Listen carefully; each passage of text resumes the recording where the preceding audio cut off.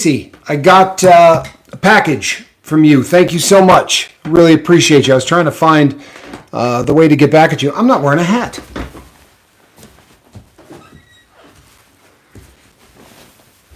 My goodness. There we go. Huh? Is that better? There we go. All right, people.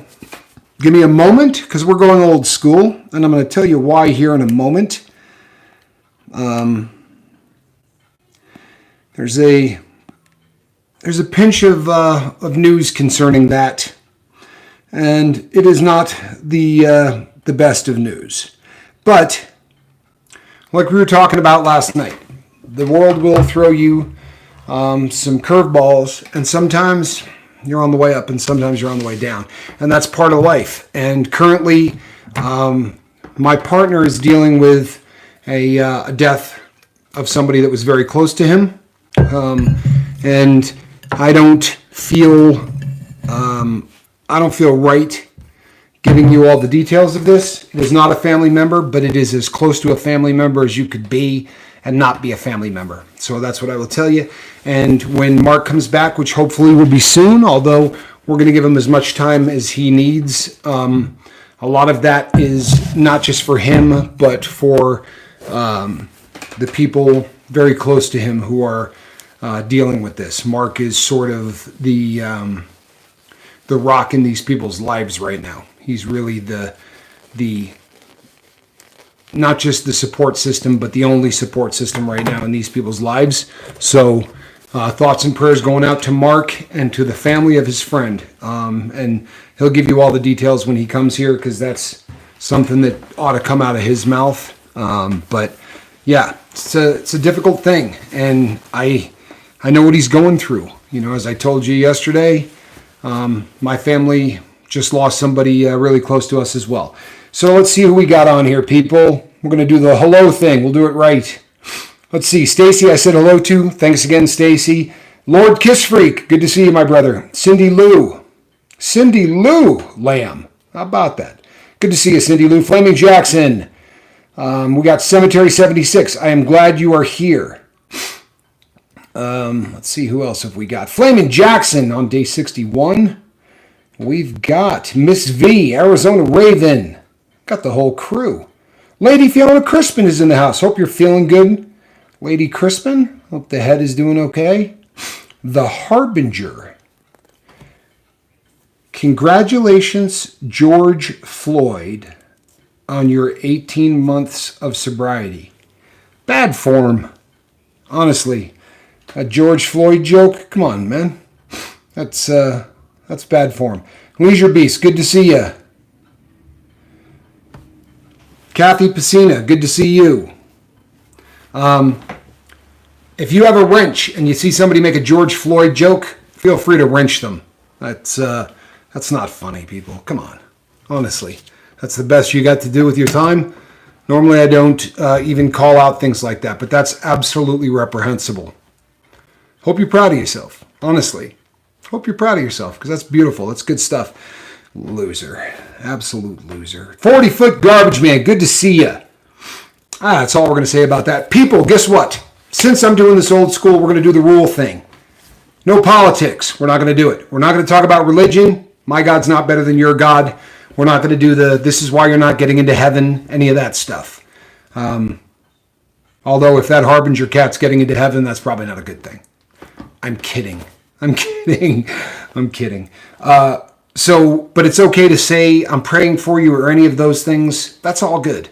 It's just that we don't like pitting one religion against another and that kind of a thing. So no cursing in the comment section. As much as we would like to say that somebody is as much as we'd like to curse from time to time, we're not going to do that here either. So, and then finally, mean stuff doesn't fly. Making a joke about someone who's dead for 18 months, I don't know that there's anything funny about that. You deserve to be X'd out. That's just not funny. So, the mean people stink rule is in effect. And you people with wrenches know what to do. You're the best in the business. Also, people, I'm a recovering drug addict. I spent a sizable chunk. Jesse Brown, good to see you, bud. I spent a sizable chunk of time in... does purple pee mean anything bad? You mean literally the color of purple? It means you need to go to a doctor. I'm not even being funny. If you're seeing pee that is close to purple in color, and this is perfect timing. I'm a drug addict. I'm a guy that went to prison. I'm not a doctor. But more often than not, what that's going to mean is that you have some blood in your urine, and that usually means that it's coming from the kidneys, and it's not good. If you maybe took a good shot to the kidneys, like I would fall occasionally skiing, and then I would urinate blood for a while. But if there hasn't been some trauma directly to the side, then you really need to go and get that looked at. That is absolutely no two ways about it dangerous. I switched from the teeny water bottles to the bigger one because I go through like 4 of them in every episode. They are acting like it's nothing here at the home. If it's truthfully purple, my brother, then they should be acting like, because purple is not a color that we see. More than likely what you're looking at is red. And if they're not upset with blood in your urine, then you need to maybe call 911. See if this happens again. Sometimes, honestly, if it's a one-off, if it's something that only happens to you once, but if this continues, bro, you've got to talk to somebody. And if those idiots don't do anything about it, then you need to talk to someone that's going to. For real, that's a big deal. Yahusha's disciple, good to see you. Glad that you're here. Flamin' Jackson says, we care. And he does. We all do. So, if you saw tonight's thumbnail, I'm going to talk about being powerless. This is the backbone. It is the first step in all 12-step programs. It doesn't matter if the 12-step program is dealing with alcohol or drugs or an eating disorder or anything else. When you've got a 12-step program, the first step is always admitting that you're powerless over the problem. Whether that problem's cocaine or food or alcohol or any of the other things that 12-step programs, gambling, pornography, any of the addictions that we deal with. The first step is coming to realize that you are powerless over alcohol or your drug of choice or your habit. And since it's the first step, and since it's something that even people that don't subscribe, so to speak, to 12-step programs, even other programs that have been developed along the way, they all talk about being powerless. Seventh son, I was getting nervous. I didn't see you, and that kind of made me nervous. You know what I mean? Seventh son doesn't miss a live feed. If he does, I call out the National Guard to go look for him. So, powerlessness. This is a concept that for a lot of people in recovery, Jacob, good to see you. Do I identify with powerlessness? The life right now, fate will have its way. Here's the thing, people. Powerlessness is a concept that for a lot of people is difficult to wrap their brain around. And for a lot of people, they don't like admitting that they have a lack of power when it comes to anything. It goes sort of hand in hand with what it means to be, the personality traits that often accompany addiction are personality traits that don't want to deal with anything like coming to grips with the fact that there's something you don't control, right? Addicts tend to be control freaks. And I know people go, well, I wasn't that way. Of course you were. And I'll prove it. The reason that most people are addicted, Derek N., good to see you, brother. The reason that most people are addicts is because they want to control their feelings. They want to control their mood. They want to control their emotions. And they're going to control it and keep it exactly where they want. Arizona Raven, good to see you.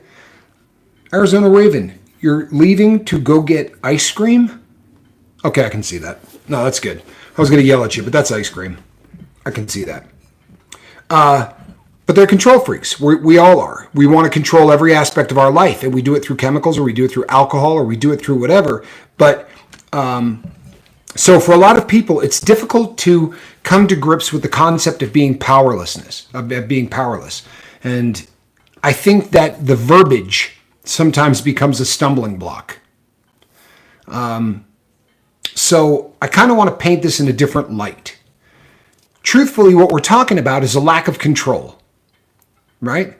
Because when you come to the decision that you're done, when you come to the decision and you draw that line in the sand and you say, well, I don't have a date on my watch, but today is the 17th, right?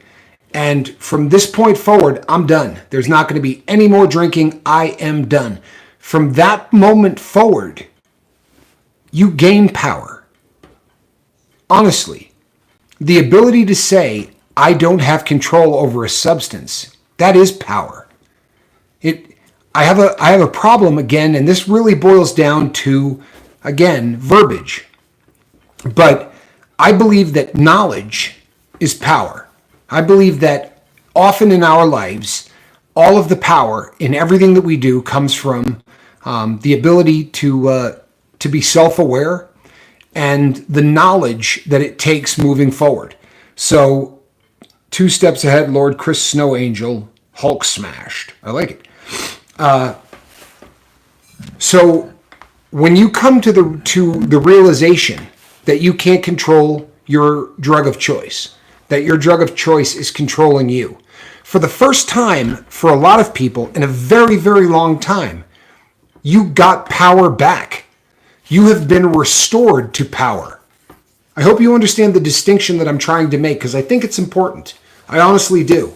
I was talking to somebody about this yesterday, and I said to them, you know, he had talked about how he had been through many 12-step programs, and while he doesn't like going to the meetings, he believes the steps make a lot of sense. I feel the exact same way. I think the steps make a lot of sense, but the open public forum for the meetings becomes an issue for me. So when we were talking and sort of walking through the steps, reading them together, he said, but I've never been powerless over anything. Nothing's ever had a power over me. And I said, of course something has had a power over you, right? We're on the phone. We're texting back and forth because of the fact that something has a power over you. You can get that power back. And for this individual, I think it was a eureka moment. It was sort of like an epiphany. When he got to the understanding that the start of power for every addict is when you say, I'm going to take control of my life by not doing this.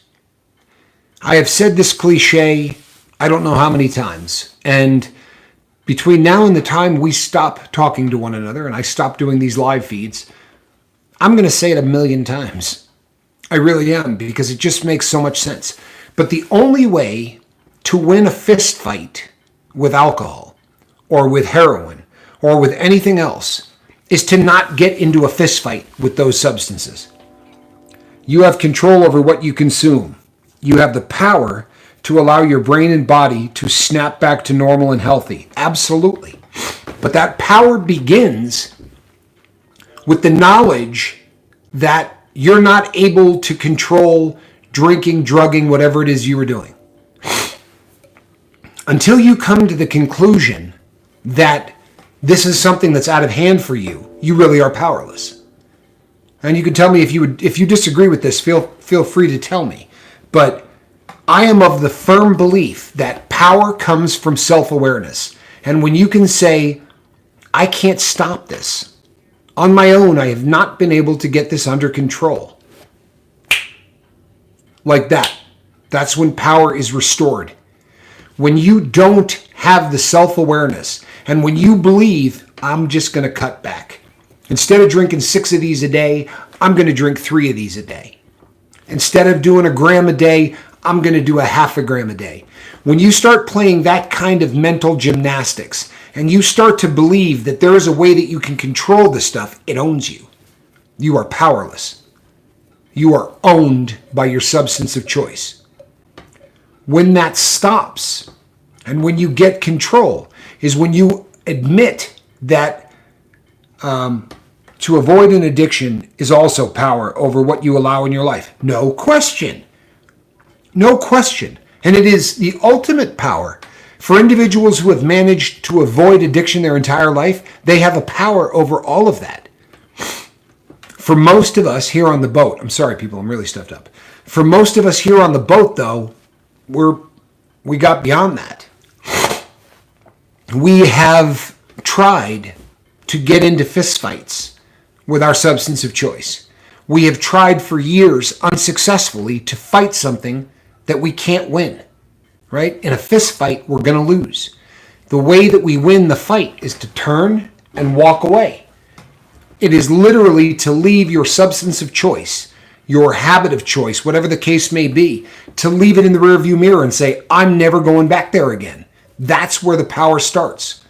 At least I'm of that firm belief. And did I just hear somebody say, hey, Court? Hold on one moment. Court Kramer. Oh my goodness. People,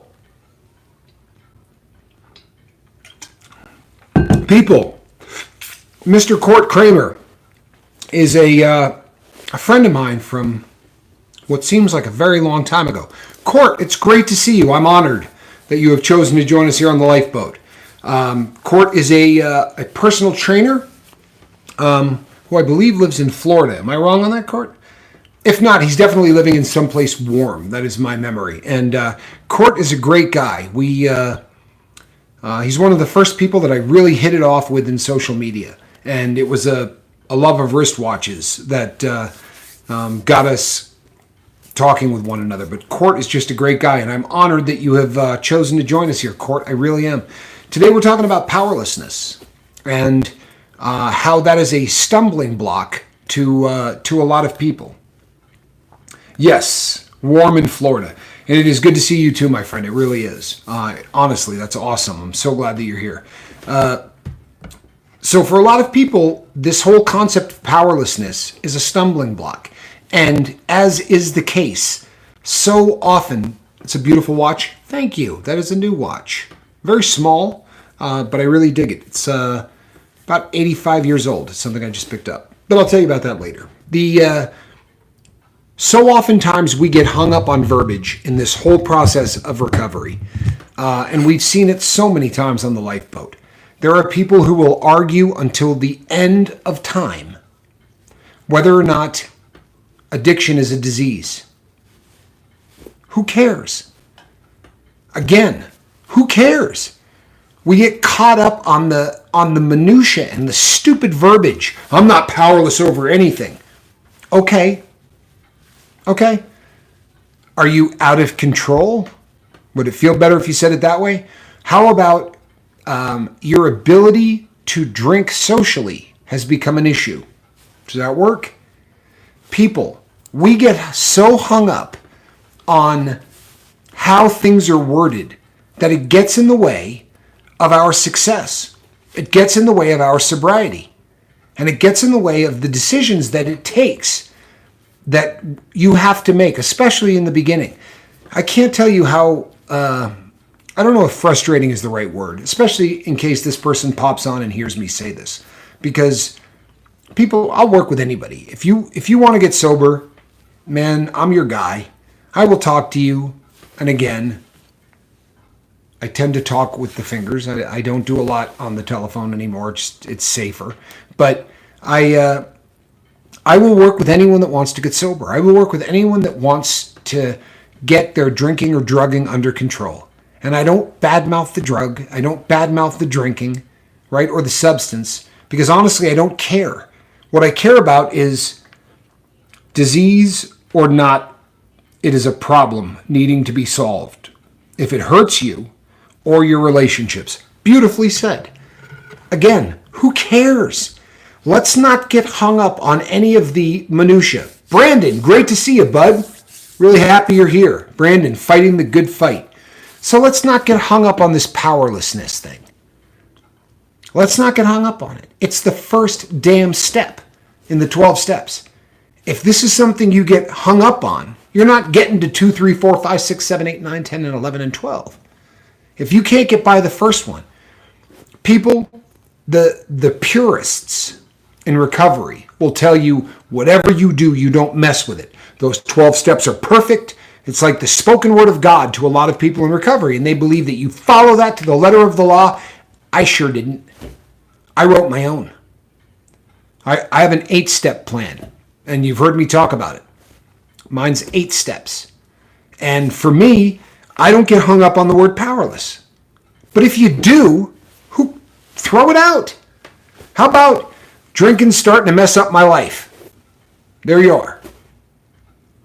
Alcohol is starting to be a problem. There you go. Drugs are illegal. I shouldn't be doing them. It's time to quit. If the word powerlessness is an issue for you, don't use it. But power begins in your life with knowledge of what's going on and knowledge of who you are. And if you can say to yourself, honestly, my life is spiraling out of control, you just gained power. Self-awareness will get you back on the path to living your best life.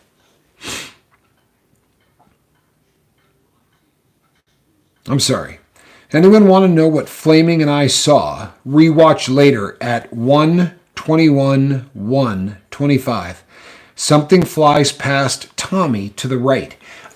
Did you see an orb? Is that what you saw? Because it happens all the time. If you knew just how often, we've had some good ones, people. We've had some really unusual orbs. Orbs are one of the things that you can count on in this show. That and a cat will be sleeping in a basket right next to me. In all seriousness, the power in your life, the power should be the desire to live your best life. To have control of your life is power. Does anybody disagree with that as a concept? Does anyone disagree with that as a concept? There is no greater power than being able to control your existence. Do you agree with me? Because that's power. Right? Are you with me? Okay. Okay, Raven. I've actually been looking for your email too, by the way. Leisure Beast agrees. Kathy agrees. Your power, it could be Papa Scoville. I'll take it. I really will. I'll take it. Power begins when you take control of your own life. If drugs or alcohol are ruling your life, whatever you want to call that, it's easy to get your power back. And it starts with the knowledge that you need to take control of what's going on. Very often, people, we allow the dumbest of things to get in the way. Rip Curl Readiness. Rip, I am so happy you are here. Good to see you, brother. Everybody, if you have not seen the interview that I did with Rip Curl Readiness, shame on you. Go back and watch it. If, however, I'm preaching to the choir and you've all seen it, watch it again. I have watched that interview 4 times. I have 300 and I don't know how many videos that I have done. With the exception of Systroming, I don't think I've watched any of them more than once. It's the truth. I mean, from start to finish, I have gone back and looked at things and thought, I've watched videos that other people have done, but the videos that I'm in, I've never watched any of them more than once. The one that I did interviewing Rip, I have watched so many times. It is magic. His ability to articulate what medical assisted treatment is like today and what it was like, going back 8 or 10 years when the challenge was, people, it was so difficult. It was so difficult. And the fact that Rip came through that and came through it with the attitude that he has, people, if you don't think you can get jaded very, very quickly, one of the things with medical assisted treatment is that it has evolved to the point now where there's dignity in it. But when Rip Curl Readiness started to do this, there was no dignity. You had to check your dignity at the door. And you had to subject yourself to things like, people watching you take a urinalysis, standing there and looking at you while you do this. That's demoralizing. It's degrading. And it's one of 40 things that they did to you back in the day that were degrading. And the worst of it, all of that aside, standing in line at 5 o'clock in the morning, watching people come in there, as he said, with kids, and just some of the nightmare that is associated with those clinics and everything that he had to deal with. All of those things aside, the real sort of loss of, the worst effect of anything that happens is being treated like a criminal. People, I will own my past. I was a criminal. And I spent a lot of years being treated like one. But I had that coming. It is what it is.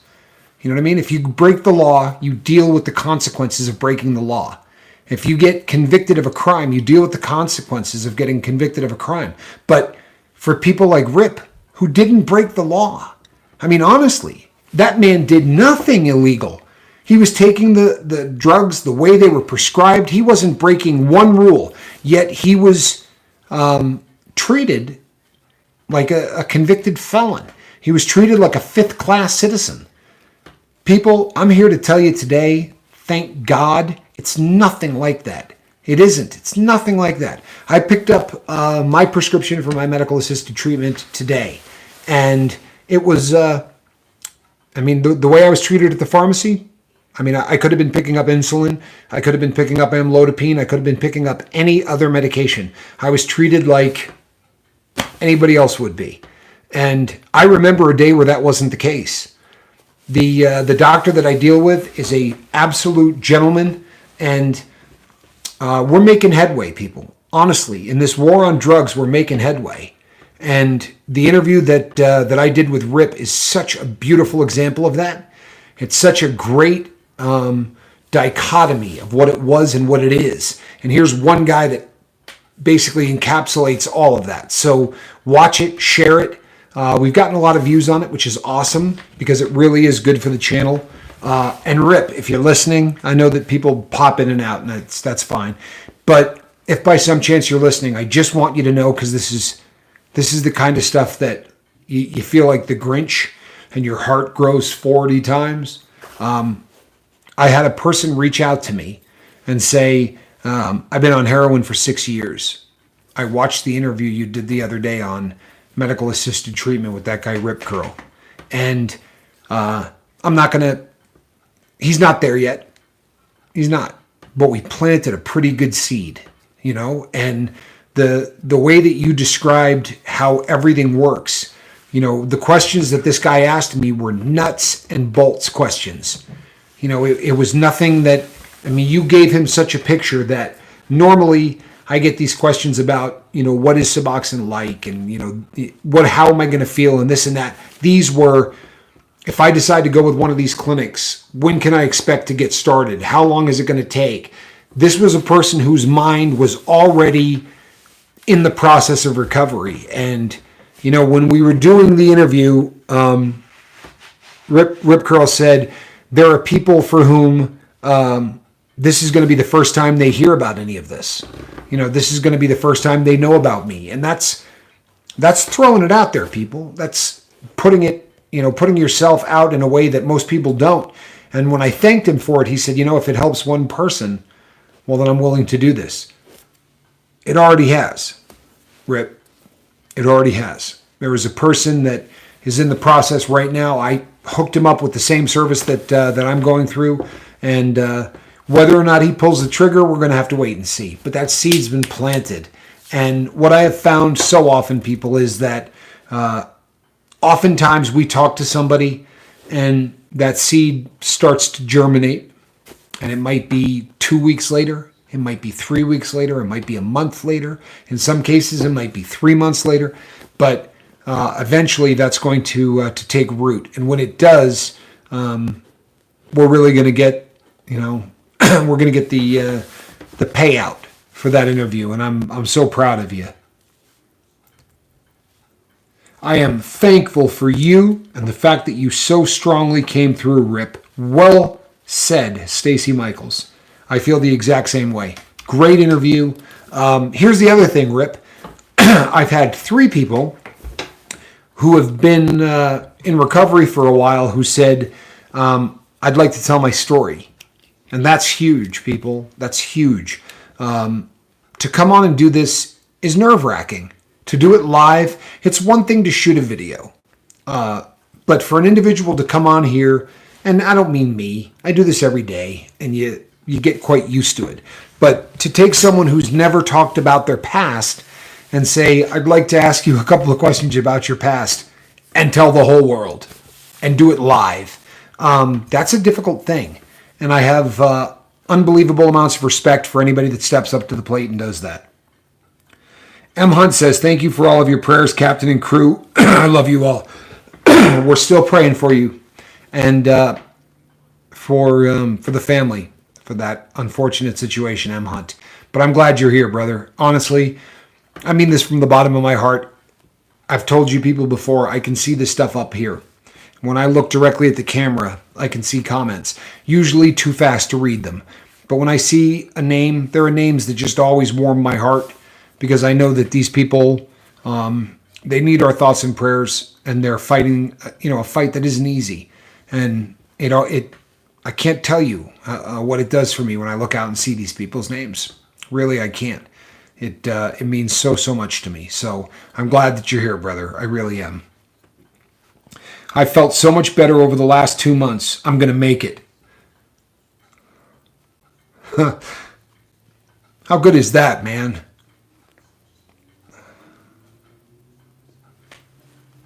M. Hunt, I'm so glad you're here, man. And you are going to make it. I promise you.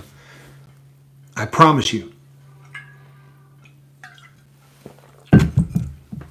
People, that's the coolest comment of the night right there. That really is. I feel so much better over the last 2 months. I'm going to make it. That is great stuff, M. Hunt. I am so happy to hear you say that. People that I have talked about this in the past. I suffer from cerebral infarction. I had a traumatic brain injury that was brought on by multiple concussions over a long career as a extreme skier, and it's done some fairly severe damage. Hold on one moment. And prior to that, my memory was incredible. It really was. It was one of the gifts that I had, and it gave me the opportunity to do some things because I remember things in a way that other people don't often remember things. These days, it's not nearly as good. But M. Hunt, I remember some conversations, and I remember some emails, and I remember some comments. And to see you here now and talking the way you do now and compare it to some of the comments that you left, say, 3 months ago, it's heartwarming. And and I'm not taking this much credit for it. I'm talking about the crew and everything you have done to work on yourself. This is you. But it feels so good to know that things are getting better for you, bud. It really does. It's puts a lump right here. I'm proud of you, man. You're doing great. Rip Curl says, I have some other things I will share in the future. Until then, I can't wait to hear your path to recovery and victory. You all rock. Rip, you have the ultimate open invitation, as do all of you. And we will schedule you in. But anyone who has come here and talked, Derek N., you included, we're going to get all of you back. Anyone that would like to come back and talk about, more stuff in their path to recovery. The only reason that I haven't contacted some of you that I've worked with in the past is because the scheduling of the doctor that we're trying to get in here, it's something that's kind of been a struggle. So, but we're working on that. Greg F. says, my brother and his family have the C+ math. People, if you're new here, we don't say that word because the algorithm will bury the video. If you mention it at all, it literally buries the video. Greg F., I am sorry to hear that from the bottom of my heart. I hope everybody will keep his family in your thoughts and prayers. That's Greg F., and it's his brother and his family. And they're all suffering with this lousy affliction. So if you could keep them in your thoughts and prayers, people, that would be great. That would be greatly appreciated. I really, I mean that. So,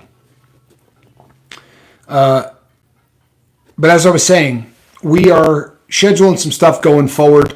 There's some really, really cool stuff that we're going to be doing in terms of interviews. And hopefully in the next 2 weeks, I can tell you for sure that before Friday, we're going to be doing an interview. I'm going to be doing an interview. I'm going to be doing it live.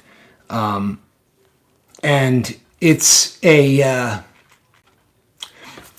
to be insight into a part of me and my existence that we don't get to talk about a whole lot. And I think that it's going to be something that I think it's something that you guys are going to dig. But this person is their perspective on me is something that you guys probably haven't seen before. And that's that should be before Friday. You know what? I want to say hi to Kathy because it's not her first day here. She's from Hawaii, but if you haven't had a chance to meet her, people come in and start talking, and if you've been doing this long enough, you get a feel for people pretty quickly. You get burned. Sometimes but Kathy's been just an incredibly positive person from the first day, and we're blessed to have her here. So if you haven't had a chance to say hello to Kathy, please do so. I don't want to mispronounce your last name. I get really confused with anything Hawaiian because you pronounce everything. Pahaina, maybe? I probably said that wrong, and if I did, I really apologize. But Flamin' Jackson, I hope you're saying hello to my cat and not saying that I am the ultimate squirrel, because I do have that tendency. But I'm going to go with the assumption that you were just saying hi to my kitty. Tai Pa'aina. Okay. All right. So I was somewhere in the ballpark, I hope.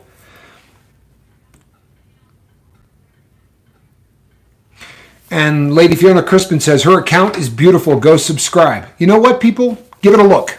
Please do. That's always a good thing.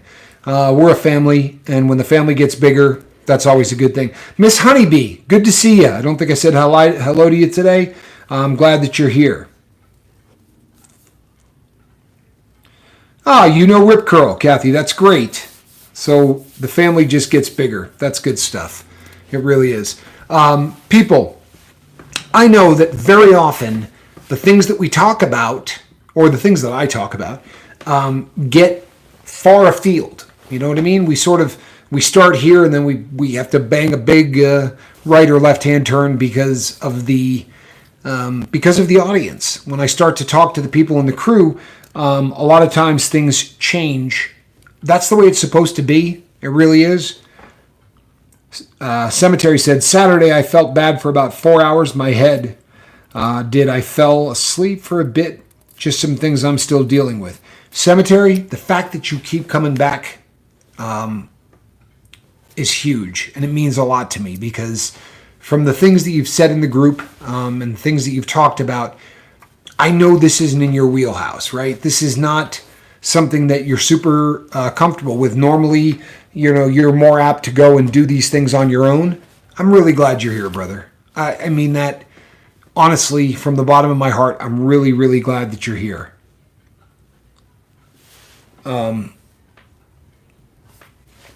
Yahusha's Disciple says, thank you very much to all the wonderful mods.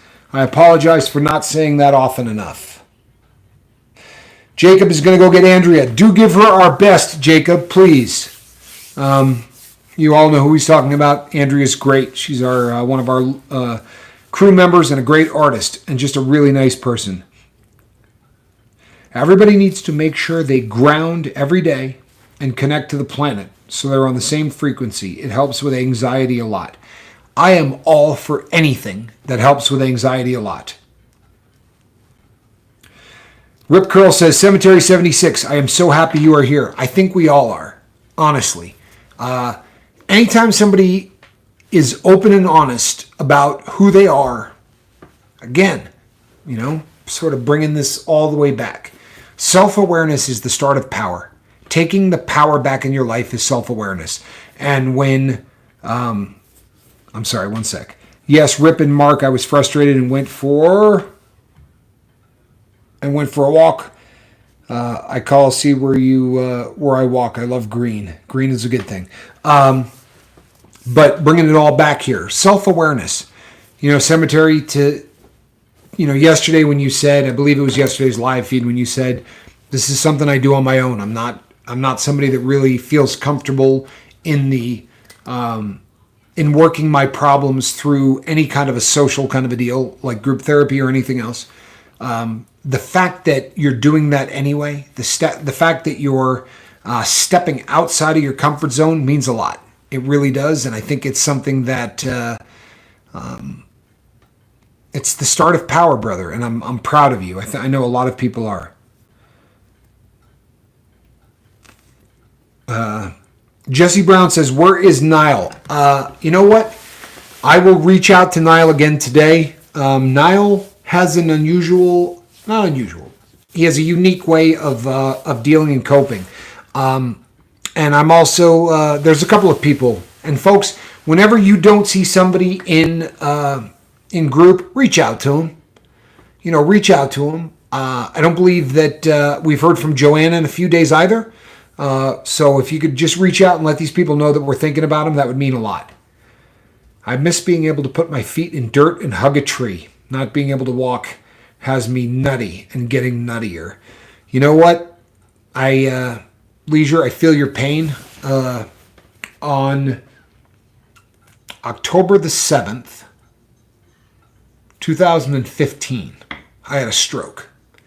And I was in a jail cell, and I was in a single cell, and the beds were set up. It's a bunk bed, but they're set up this way. So one bed is against the back wall and the other is set up so that one literally goes underneath a couple of feet. I was sitting in that little space and I was playing solitaire on the top bed, which didn't have a mattress on it. I was using it as a table.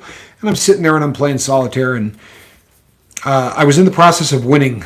And I win so infrequently in solitaire that I probably should have known something bad was going to happen. But I had a stroke. And when I woke up, they were at the door coming in 6-7 deep to get me. During the course of the stroke, I fell off the bed. I hit my face on the ground. My teeth went into my lip. I was pretty messed up. I jacked my nose up. I was bleeding all over the place. I had lost control, so I peed the pants and done all of that and was crawling with one side of my body to try to get toward the door, I guess. I don't remember a lot of this, but I lost the ability to use one half of my body. And I lost the ability to talk. One eye drooped. Every once in a while, people, if you see me and I'm tired, you will notice that one eye starts to do that. And that's still a sort of an affectation from the stroke. But when the symptoms of the stroke subsided, which took, 4 or 5 days in a hospital. And once those initial symptoms of the stroke went away, I couldn't walk. I had the ability to use my arm. My hand came back really well, but I couldn't get the... Thank you so much, Miss Honeybee. I appreciate that. I had the ability to use my hand, but I couldn't get the right knee to lock. So when I went to take a step, I would sort of collapse onto the right side. And I spent October, November, December, January, February, March, April, May, June, and July in a wheelchair. And what happened was, I'm sorry, just checking. So what happened was, I got to a different prison in the federal system, and they said, we don't allow wheelchairs on this yard. So we're going to send you to a different yard unless you can maybe make it with a walker. C.W. Terry, I'm glad you're here. I started using a walker.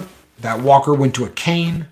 And over the course of the next year and a half, wearing out a lot of shoes because I would drag the toe on one foot really badly.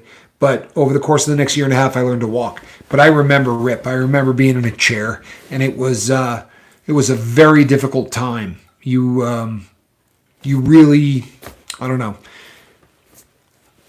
I think people take for granted so much of the things that we are given each day. Just the ability to walk and the ability to do things that so often we take for granted. You're blessed for being, and you are healed, so that you could do this right here, right now. Thank you, Miss Honeybee. I'd like to agree with you on that. In a lot of ways, I think that I certainly was spared with all of the things that I did in my life. I think that I was spared, and most of my friends who are still alive have lost quite a bit of their communication skills. Over the course of 20 or 30 years of doing heroin, one of the things that you see is that you kind of get, and I'm not making light of this or being funny, it's just an easy illustration. You sort of get that Ozzy Osbourne thing going on. Or Joe Walsh from the Eagles, where you hear the people interviewed, and they can sing beautifully because it's so ingrained and trained. But when you see them interviewed afterwards, the ability to get their thoughts out, and I have a lot of friends like that. I mean, they don't all sound that way, but their ability to articulate what's going on up here, they're as smart as they've ever been, but their ability to get it out in the spoken word is a difficult thing. Yes, Tommy, I can move my legs a lot more than when I came here, but I still have a long way to go. Thanks, Tommy. You know what? We're here for you, Leisure. I wish that I lived near you, because honestly, that's near and dear to my heart. I had a friend when I was incarcerated at the time, and his name was Anthony Parada. They called him New York. And I was a cellmate of his for, 4 months. And if I got out of that wheelchair, they freaked out. They didn't want me getting out of it. They wanted me staying in it because I'm safer, and they didn't want me, falling down. In fact, that right there came from when I was trying to learn to walk. I had some issues, but once they locked us down at 9 o'clock at night, he would go, "Get your you-know-what out of that chair." And he would put his arms out, and I would grab onto them, and he would back up as I would try to walk. And the amount of time that this man spent for no reason other than just being a good person. He put so much time and so much effort into trying to help me. That I wish I was closer to you, Leisure. I really do, because I would love to pay it forward. I really would. He was a really, really good person, and I think we all need to. If somebody in our lives does something for us that's nice, we need to pay that forward. And you know what, people? I shouldn't do this. I shouldn't do this, but I'm going to. We've had, over the last 3 or 4 weeks, we've had a lot of people come back to the boat. And they come back and there are people, I made some mistakes. If you go back a couple of months, I made some mistakes.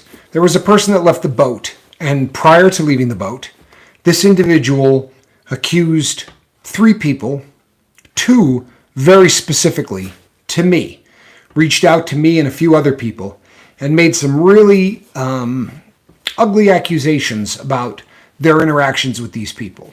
And the default setting is to believe people, right? When someone says something to you and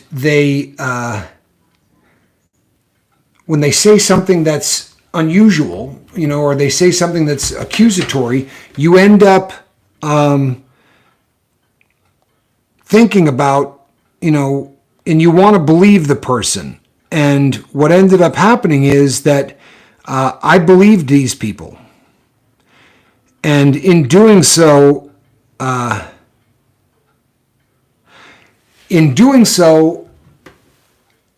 guess I did a bad job, because the person who left then basically accused me of the same thing.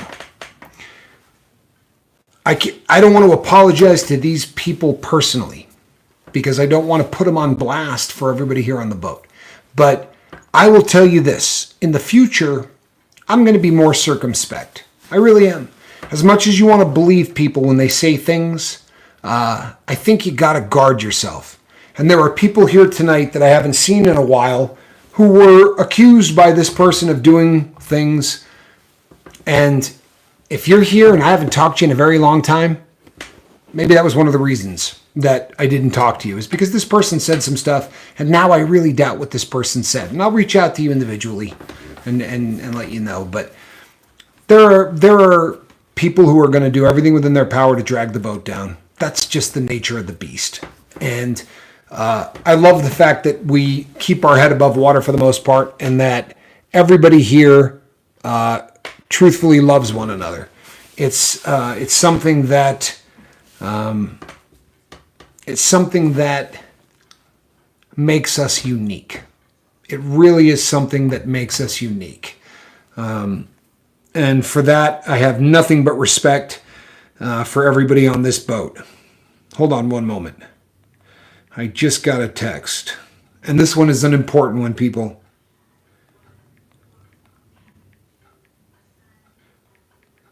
Sorry.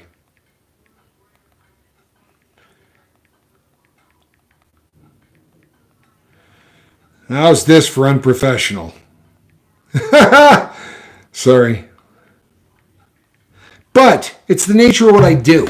If somebody is in the process of something that may be dangerous, then I will take the time to do this. It may not be great from a show standpoint, but people, this here that I do so you people can talk to one another. And if somebody reaches out to me during that, this one is family. I take that back. They're just not birth family. But the person I just texted is family. But I just thought it was important. And yeah. We are family. Yes, we are. Flaming Jackson. Cue up who's saying that. Sister Sledge.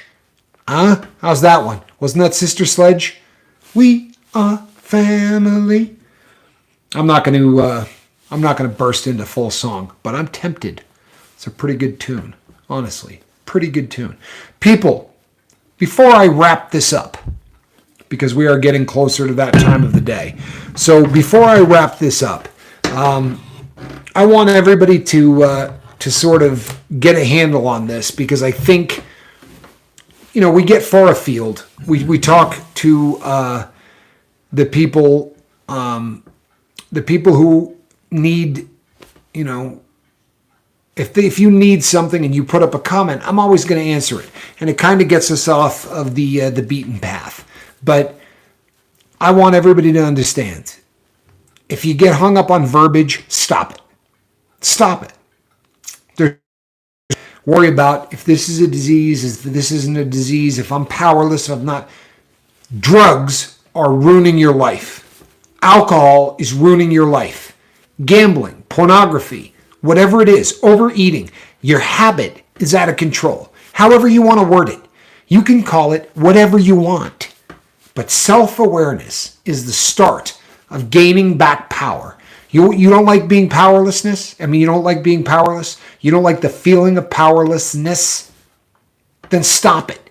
But the way you stop that is by being self-aware and admitting that there's an issue. I don't care what you call it. Just admit that there's an issue. And you will gain back the power to live your best life. To experience this planet the way that it was intended to be experienced. Highs, lows, in-betweens, all of those things that we've been missing.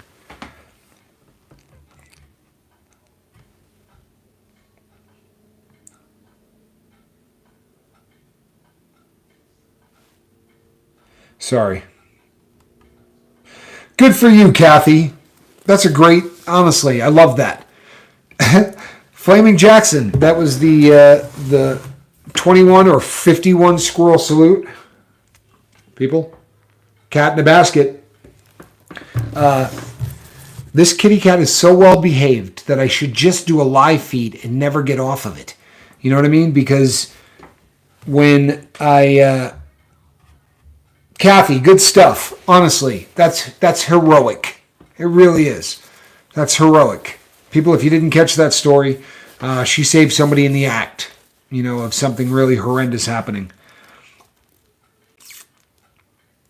I've not been in timeout since second grade. Well, you're on the lifeboat. Well, all kinds of cool stuff can happen here that hasn't happened since second grade. I had called to HPD. I'm sure that's Hawaii Police Department or Honolulu Police Department. And then they came.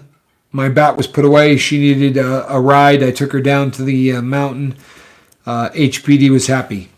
Good for you. That's heroic stuff. God bless you. Really, that is good stuff. Hold on one second here. Cemetery 76. What was we yucking about? All right, who wants Vegemite tacos with Sistroming salsa?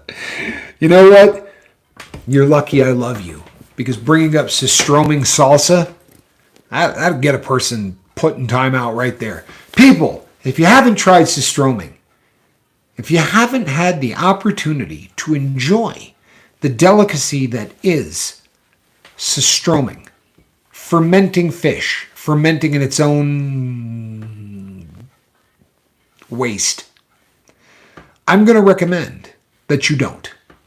It is the most foul tasting anything on the planet. If you have not seen the video where I do Sistroming, honestly, if you have not watched me eat Sistroming, watch it tonight. Watch it tonight. Go back and watch the video because nothing in the world is more foul than that fish. And I did it for no other reason than to make the boat better. And as Fiona likes to point out as often as possible, there's nothing quite like watching me vomit while trying to eat Sistroming. But Sistroming salsa, I literally am like trying not to, I'm having to swallow it back down kind of a thing. A little water.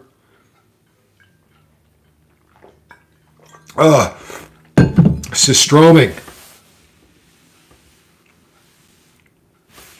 Uh-oh. Fiona said she would try it. Let's see what she's trying. You would try Sistroming? Ever tried head cheese, Captain? I have, actually. Like goat head cheese? I have actually given that a try. I didn't dislike it, oddly enough. If you're talking about goat head cheese, I've had it multiple times, and I actually kind of liked it. Oh, people. A watch I've been bidding on is about to end on the auction. You have no idea how much I love you people. So, as promised, this watch is this is a Lord Elgin, and it's about as pristine as you're going to get a watch from this time period. This watch is actually, let's see.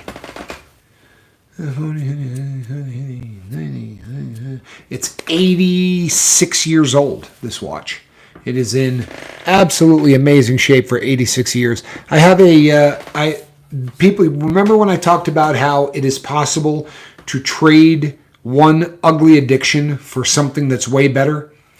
I have traded the addiction of drugs and moved on to collecting watches. And it's something that before the haters will say I'm bragging about the amazing amount of money that I spend. I don't spend money. If you knew how hard I hunt these pieces down, I get these things at prices you literally would not believe, and it takes a lot of effort. If I wanted to buy this watch online, it would have cost hundreds and hundreds of dollars. I didn't pay anywhere close to that because I hunt them down, and I really look. How about this one, Fiona, while you're... People, this is a new acquisition as well. This is a Zenith. You're not going to get a good view of this here. This is a pocket watch that is 112 years old. 112 years old. Hold on. Keeps perfect time. Do you only collect men's watches? No. If you had any idea how many women's watches I have. No, I collect watches that don't have batteries. That is that is the litmus test for me. They have to be mechanical. They have to be watches that either wind or wind when you move your wrist, like an automatic movement. But it has to be something that was assembled by hand, and it has to have a beating heart. When you put a battery in a watch, that battery keeps an electrical current that makes the charge. The stories, hold on. The stories with they want, honestly, the stories these things could tell, I think about it all the time. That pocket watch, World War I, World War II, right? Korea, Vietnam, man on the moon. How many times it's been in someone's pocket at a wedding? How many times it's been in someone's pocket when they were waiting for a child to be born? Like all of the history in the last, I have been timing it against a Rolex, by the way, and it has not lost 2 seconds today. Entire day. I don't know how that's possible that they built things like that back then. It's little heart. Exactly. Inside mechanical watches, there's a little wheel, right? It's called the escapement, and it goes tick, tick, tick, tick. That's what you're hearing, is little pallet stones that are made of ruby clicking back and forth. That's actually the sound that you hear going tick, tick, tick, tick, tick. It happens 18,800 times a second with that, a minute with that hour with that particular watch. 18,800 times every hour it goes click, click, click, click, click, back and forth. It's been doing that since 1912. 1912? No, 1909.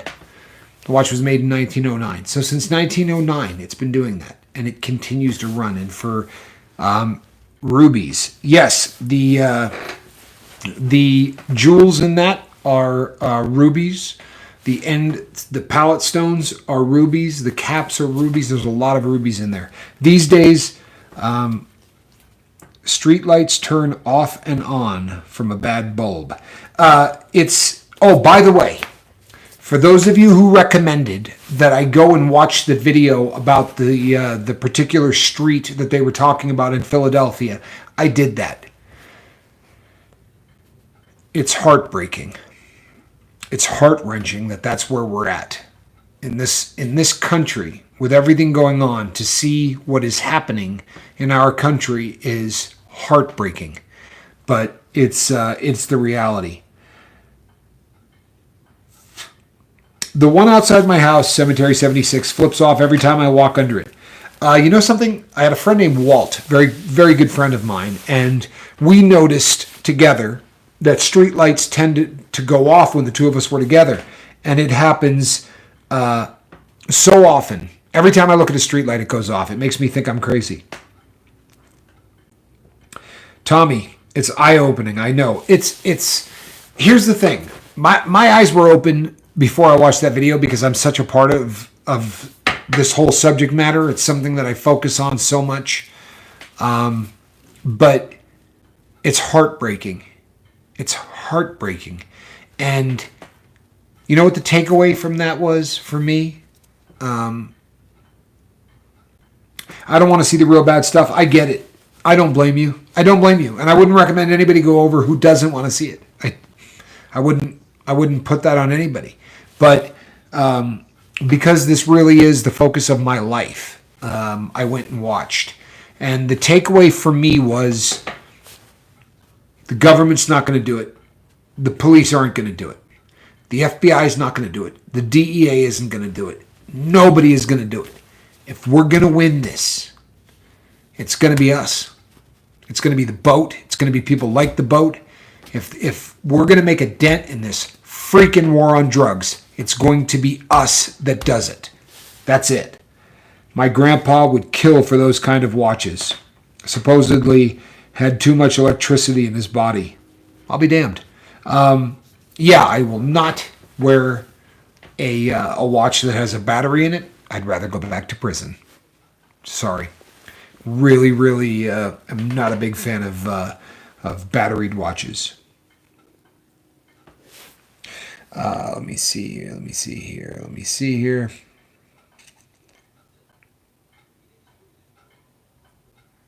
Okay, people. You have a 1912 German Luger. See the history of that, Greg F. I mean, think about if that thing could talk, right? If that weapon had the ability to tell the stories from 1912 until now. And prior to my becoming a criminal, I had a real thing for old firearms, and the Luger was the Luger 9mm Parabellum is a remarkable weapon. The way that thing ejects shells is so much different than anything else. If you ever have fired that weapon, or if you've ever seen it in slow motion, the gas action of a normal, well, I won't do this on this. It'll probably get the video blocked, and everyone will say, "What the hell am I talking about?" But the way that does what it does is just absolutely amazing. I had a 1915 Colt 45. What's funny is it's called a 1911, right? Is the model number on that. So it was a 15 1911. That Colt 45 ACP, ACP standing for Automatic Colt Pistol. That was the official firearm of the United States of America. It's what every soldier in World War II actually carried, which was a fascinating thing as well. People, I've run a little late. It's about 10 minutes over. I stuck around a little bit longer because I started a little late, and I'm having a good time. I hate leaving you people. I'm in a good place. I really am. I'm as happy today as I've been in a long time. I think I owe a lot of that to all of you, all of the prayers. I had a great night's sleep last night, which was good. The interview with Rip Curl Readiness has put wind in my sails in a way that I haven't felt in a long time on the boat. So don't like wearing a watch ever? Well, then you need a pocket watch, Stacy. No problem. My grandfather brought it back from the war. Oh, God, Greg F., hold on to that. Hold on to that till the end of time. That makes it so much more... the provenance is the term that they use for any of those antiques, where just meaning that there's a story associated with it. I mean, how great a story is that? Obviously he took that from the side that lost. God, what a cool story. That is just awesome. We love you, Tommy, and I love this family. I'll tell you what. I love this boat. Each and every one of you. You probably know who you are. But if I sort of pushed you out of my life because of things other people said, I apologize. It's not something that's ever going to happen again. I promise. To each and every one of you, keep doing what you're doing. You're a great group of people. Fight the good fight. And remember, power is yours. All you got to do is claim it. That comes from self-awareness. It comes from realizing that a change needs to be made. Thank you, everyone. I love you all. Prayers. I love this boat. Boy, I do too. People, between now and tomorrow night at this time, or I'll be back doing the same thing. You know what you're supposed to do, right? You're supposed to reach out and try to save somebody. Stacy Michaels, I'm reading the books you sent. Love it. God bless you. I'm Captain Tommy Scoville. This was the Lifeboat. Take it easy, everybody. Oh, hold on. As always promised, a little more cat in a basket. Say goodnight, squirrel. Good night.